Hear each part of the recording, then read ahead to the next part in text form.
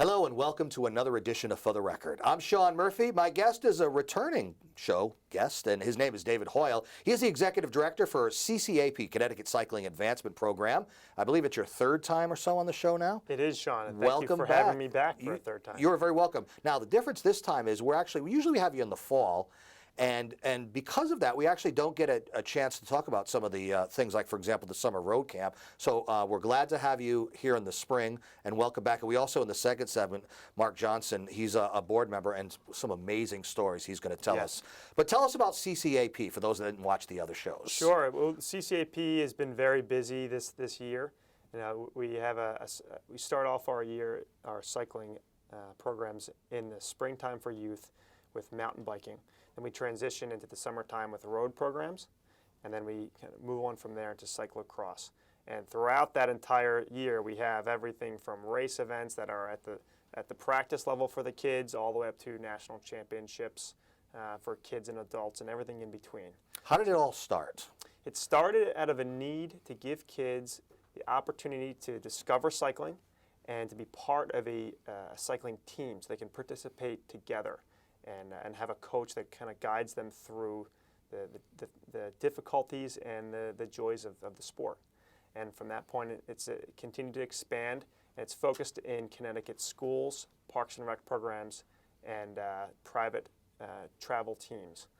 Would you say that before this got started, there was a serious lack of, like, I know there are cycling enthusiasts, but maybe something as organized as this in the state? Well, the great thing about cycling, and one of the interesting things too, is it's by far the most popular sport, even in the United States. So when you can, from a leisure standpoint, so if you combine sports like tennis, golf, and skiing, they don't even add up to the number of participants that cycling has.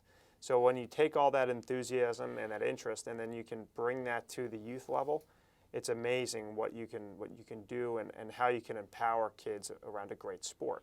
And you can also tell that even in New England, when they're itching to get out, they're waiting for that first nice day. That's and you right. know and people are out there. You have your walkers and your joggers, but your bicyclists, they are just waiting for that first day to get out there with their friends, or even just go solo. They just want to be out. That's right. And the beautiful thing too is it can be, even in the dead of winter, if you go out mountain biking, let's say, or off-road riding, it's a warmer sport, it's a warmer activity, and Connecticut has just enough, or I should say, there's little, there's not too much snow here, so you can ride your bike through the snow, even off-road. So I was going to ask you, are you people crazy enough to be doing that all winter long, even during a rough New England winter? We are. Yeah. And, as you'll meet later, Mark, he's crazy, but we'll get to him. He rode his bike about a third of the time inside in his basement on a trainer or rollers. So there are always ways to ride. You know, I've noticed, at least in this area, even if you don't see bicyclists, and how can you not? But I see a lot of bicycle shops. They're everywhere too. So they got to be in business. They got to be servicing people. So people got to be going in, right?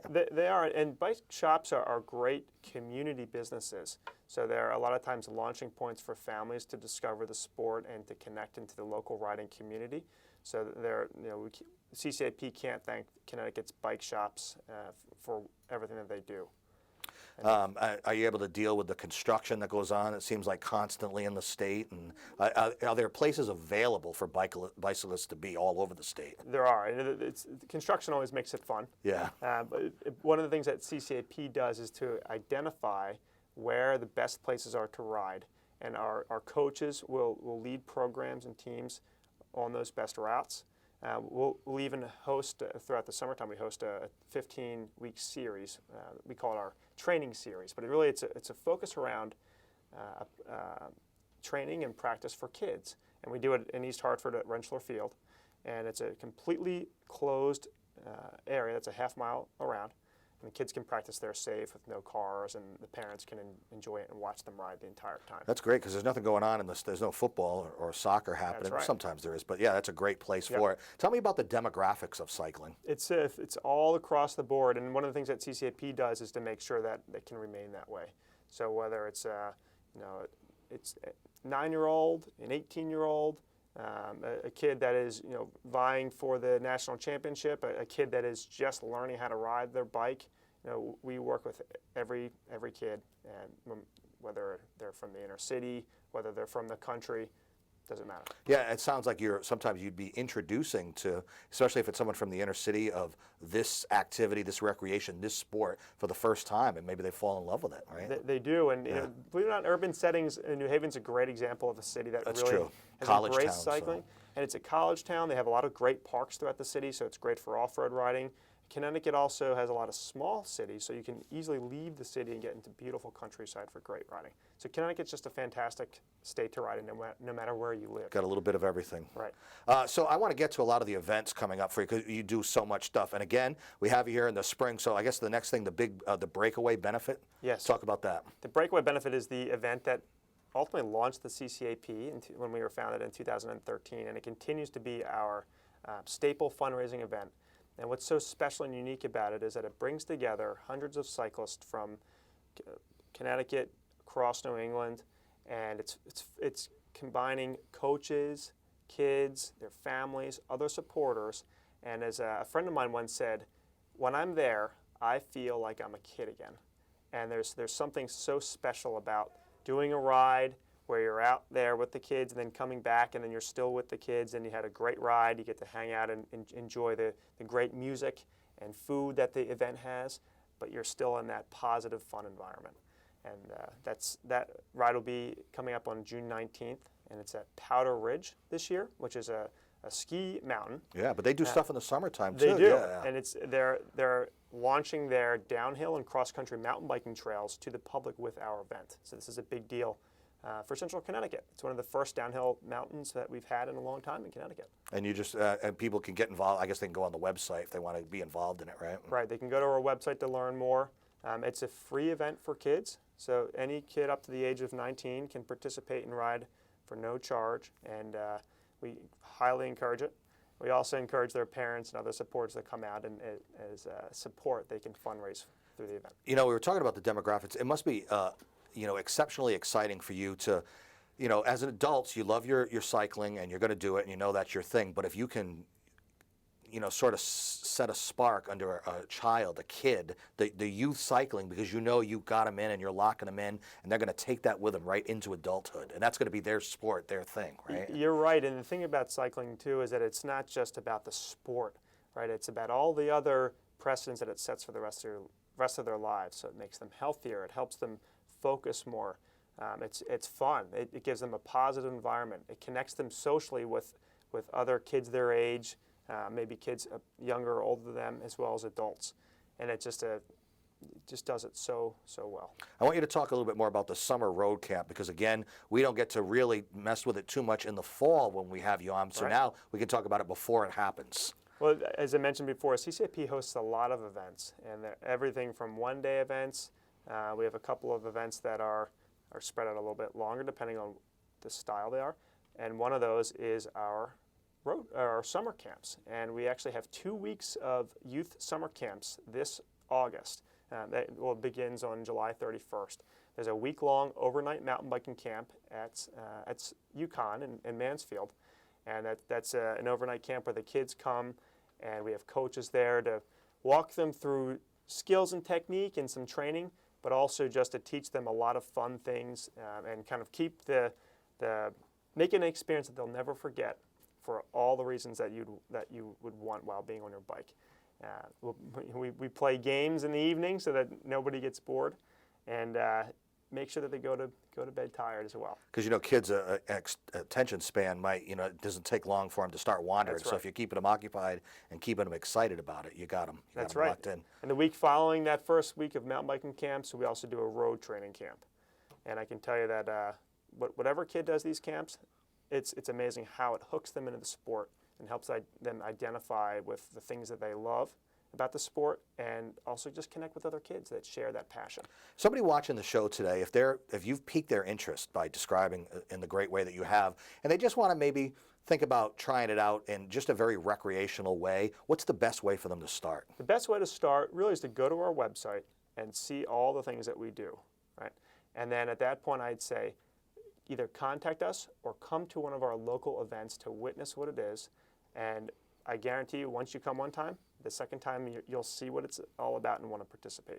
Tell me about the website. What's on it for people to go and see? The website has everything from the teams that the kids can join to the different events that we host, to other connectivity that we have within the cycling community. Tell me about your jersey. Sure. So this is the representative CCAP jersey here. Looking good. Very professional. Yeah. Thank you. I've kept it clean. That's probably the most surprising part, But yeah, it looks good. Looks good. All right. Well, one more time on the website for people to go and get involved and learn more. The website is www.ctcyclingadvancement.org. Going to be exciting summer, isn't it? It is. All right. David Hoyle, Executive Director for CCAP, Connecticut Cycling Advancement Program. We will take a short break and come right back. I'm Sean Murphy. This is For the Record. Stay there.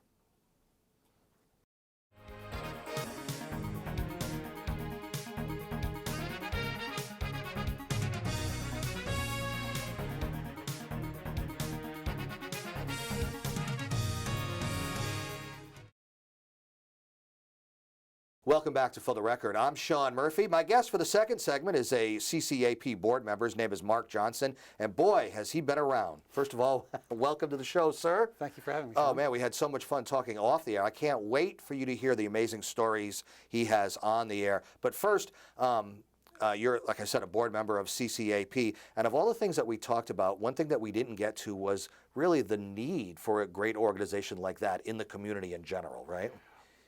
That's right, Sean. CCAP meets an essential need, and that is that while, as Dave mentioned, cycling is arguably the most popular sport in the country in terms of the number of participants, it has very little organization, certainly in the high school level. And CCAP provides that organization. It goes into schools and sets up teams and gets kids going in a structured fashion. And that kind of structure is terrifically important because it gives kids the opportunity to interact with each other outside and doing something that they love to do in a manner that frankly wouldn't be happening if CCAP weren't there. And you, I don't know if you want to pick it up where you left off, but you wanted to make a difference and decided to raise $50,000 in donations for CCAP by doing something, well, something that you love to do, and that is ride, but not just ride everywhere, across the country. So I want you to just start with that story because it is so amazing. Well, first of all, as you suggest, I had the idea of riding across the country. It was something that I had been considering for a long time. It was something that I had dreamed of for 30 years because I do love to ride and I love our country, and I was altogether too aware that you don't really see it by flying over it or even by driving through it, because when you're driving, you certainly don't see it in the same manner, because when you're driving through it, your windows are up, your air conditioner's on, and you're not paying too much attention. Exactly, you have your own music on, and you're not paying attention to what it smells like, what it sounds like, what it feels like, what the hills are really like, what the weather is really like, in the fashion that you do when you're on a bicycle. And I had a window in my schedule, 6 weeks, when I had the opportunity to break free of other commitments. And I said to myself, it's time to do it. I want to really see this country. And it was just a tremendous experience.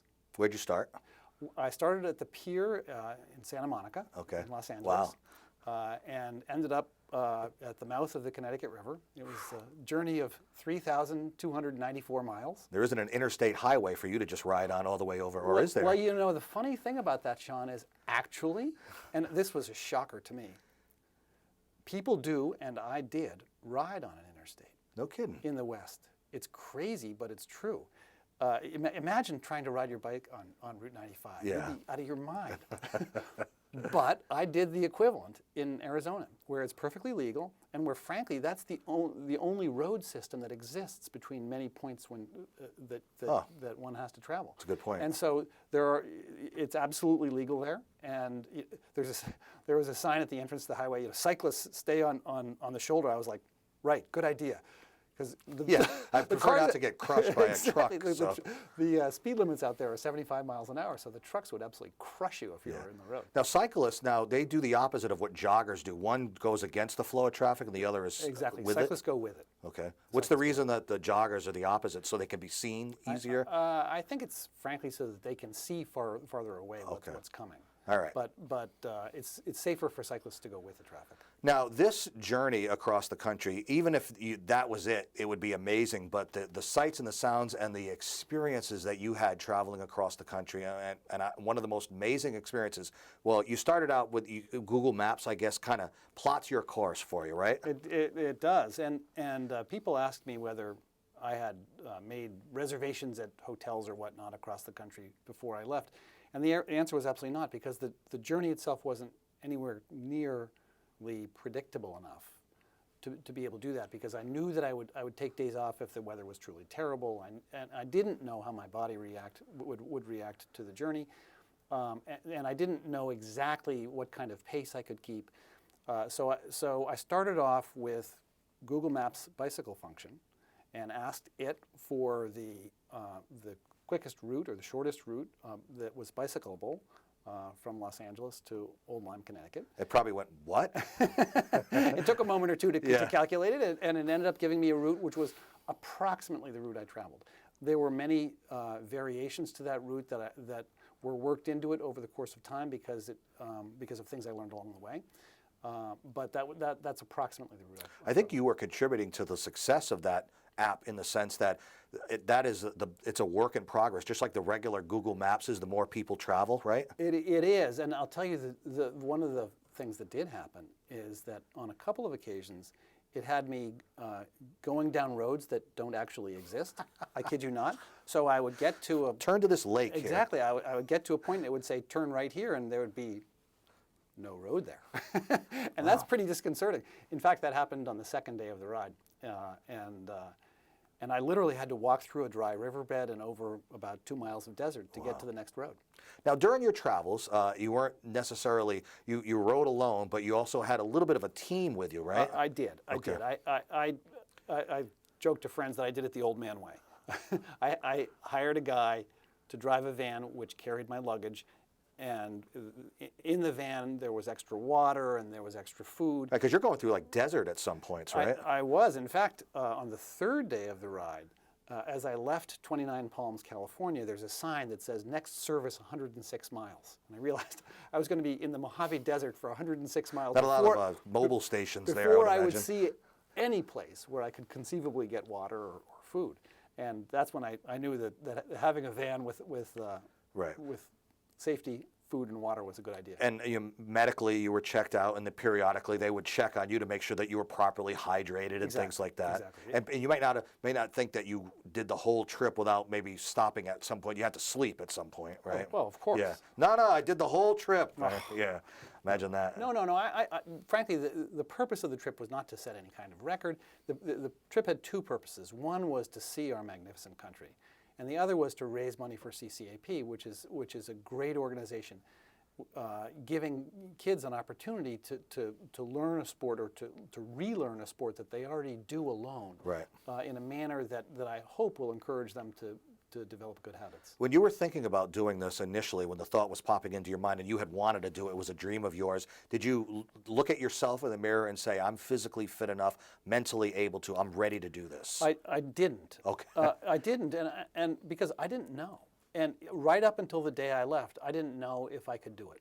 I trained for it. I worked hard for it. But who knows how one's body's going to react to that kind of stress? Yeah. I rode an average of 94 miles a day as it happens. I thought I was going to do 100, but it just didn't work out that way. 94 miles a day for 35 days out of 39 days of the total trip.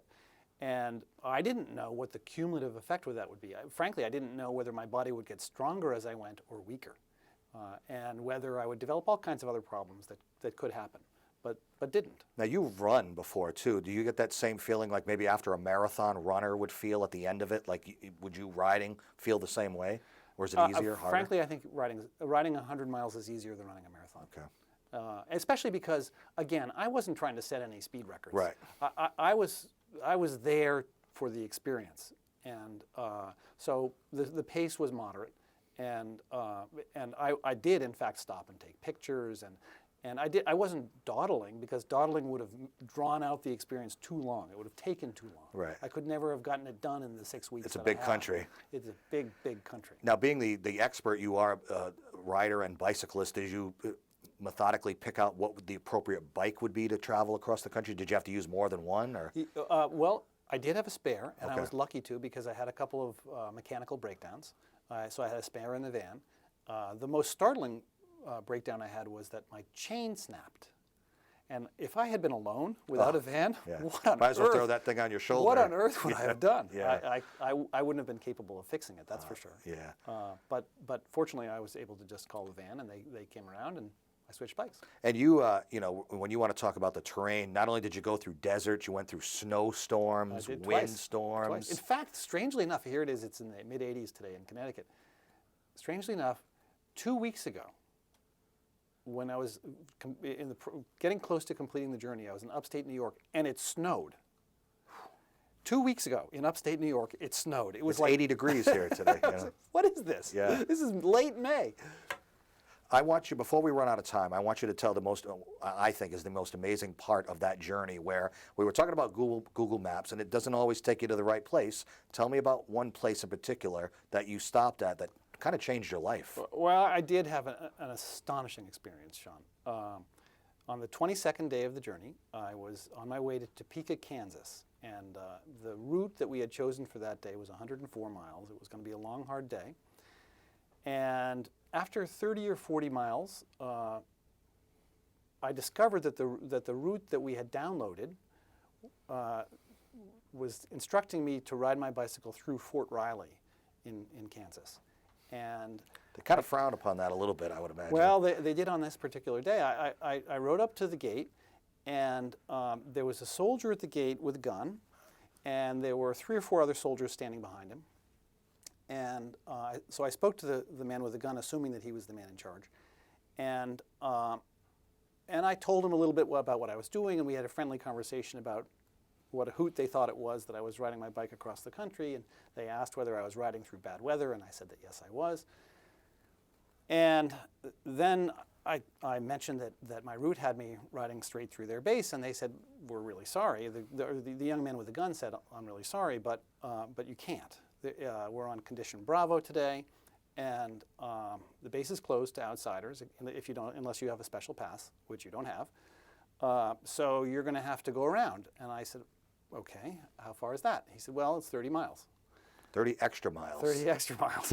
So I was, of course, disappointed, but still friendly, because oddly enough, I was still in a good mood. And I said, look, I appreciate what you guys do, and I thank you for your service, and I understand that you have to follow your rules. Rules are rules, so here I go.